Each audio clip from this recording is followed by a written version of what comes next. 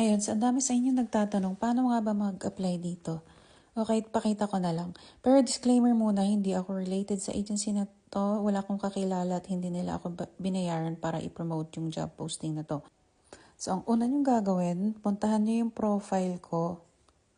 Tapos, i-click nyo yung video. Yan. Tapos, click nyo yung more para makita nyo lahat ng information. Tapos, scroll up nyo lang. Tapos, punta kayo dito sa may comment section. Kunyari, magko-comment kayo.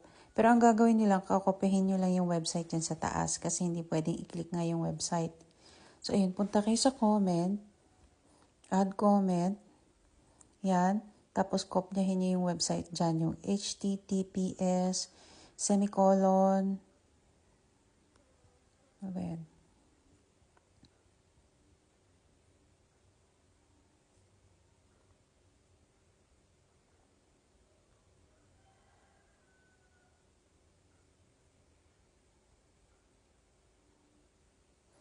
Kopyahin nyo lang exactly yung nakalagay dyan.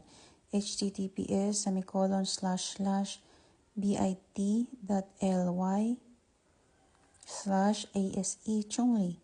Tapos, select nyo, cut, punta sa Google, paste, tapos antayin nyo. May konting commercial, pero antayin nyo lang. So, ito na nga. Ito na yung job posting at dito yung mga kailangan, mga information na tinatanong nyo sa comments. Ito yung location ng company, kung ano yung products nila, tapos ano yung position na kailangan, tapos yung sahod. Scroll down nyo lang, andun yung makikita nyo yung pangalan ng agency. Itong si Filsino Manpower. Disclaimer ulit, hindi ako related sa kanila. So, ito nakalagay, how to apply. So, may 3 options ka. Kung malapit ka dyan, mag-walk-in ka na lang kung sa Manila area ka.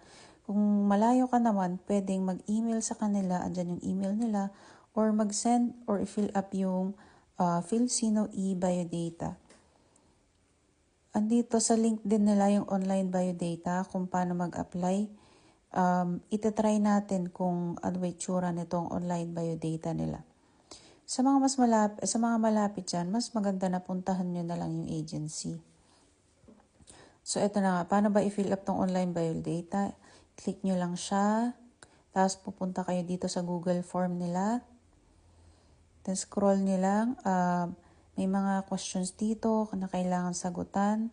Ito, kunyari, yan. I voluntarily to submit, blah, blah, blah. Yes. Syempre,